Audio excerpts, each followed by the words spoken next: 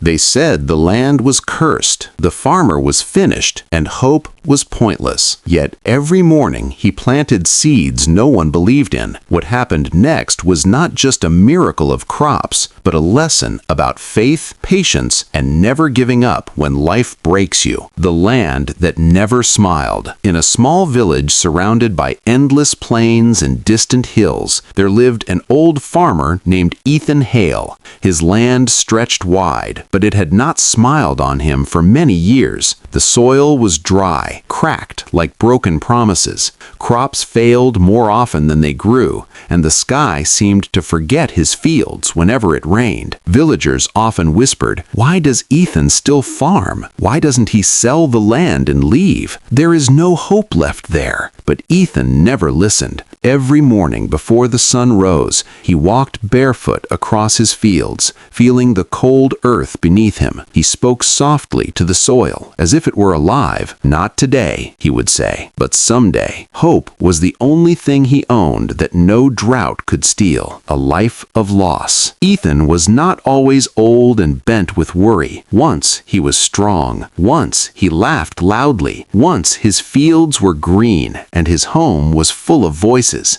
He had a wife, Clara, whose smile could soften even the hardest day. He had a son, Thomas, who ran between the crops, dreaming of building machines to change farming forever. But life had other plans. First came the flood that washed away half the harvest, then the disease that took Clara too early, and finally the accident that claimed Thomas on a stormy night while repairing a broken tractor. After that, Ethan's world went silent. Many would have given up. Many told him to, but Ethan stayed. The village's judgment. The villagers saw Ethan as a stubborn old man wasting his final years. "You're fighting a battle you've already lost," said the shopkeeper. "There's no future in that land," said the council head. "You should rest now," others insisted. Ethan only nodded politely. They didn't understand something important. Ethan wasn't farming for success anymore. He was farming for meaning. Every seed he planted was a message to life itself. "I'm still here."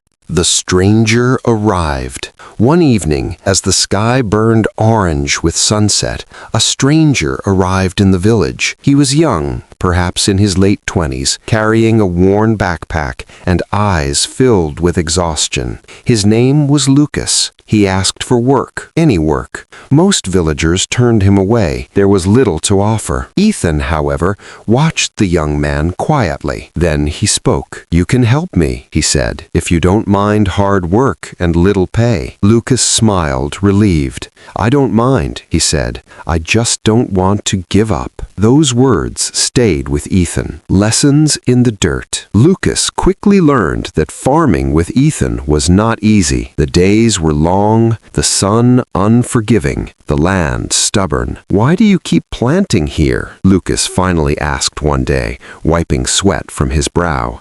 "Everyone says this land is cursed." Ethan pressed a seed into the soil. "Because the soil isn't the problem," he said calmly. "People are. They stop believing too early." Lucas frowned. "But what if nothing grows?" Ethan smiled faintly. "Then at least I'll know I tried." The storm of doubt. Weeks passed. The sky stayed dry. Seeds showed no sign of life. Lucas began to doubt. One night, as they sat outside under a starless sky, Lucas said, "Maybe they're right. Maybe this land is finished." Ethan looked at the horizon. "Let me tell you something," he said. "Hope doesn't shout, it whispers, and if you're not quiet enough, you'll miss it." Lucas said nothing. The final season.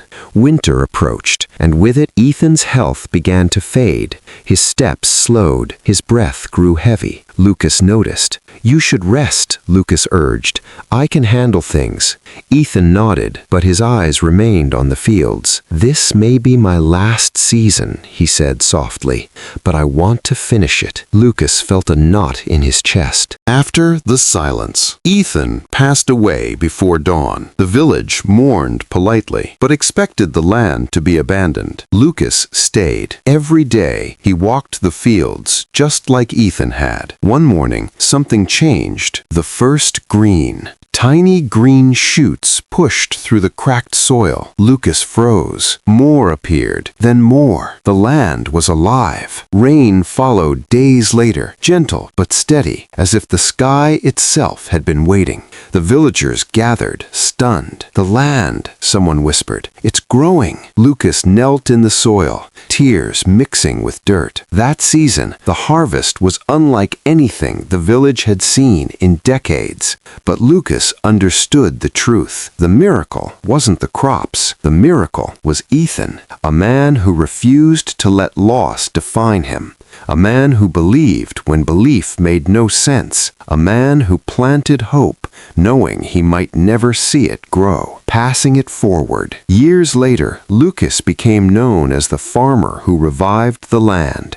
But whenever someone praised him, he shook his head. "It wasn't me," he said. "It was an old man who taught me not to quit." He built a small stone near the fields with words carved deep. "Don't lose hope. The seed always breaks before it grows." Final message. Life will test you. Loss will visit you. Doubt will speak loudly. But remember this: hope does not need certainty. It only needs courage. And sometimes the greatest lessons are planted by those who never live to see the harvest. Don't lose hope.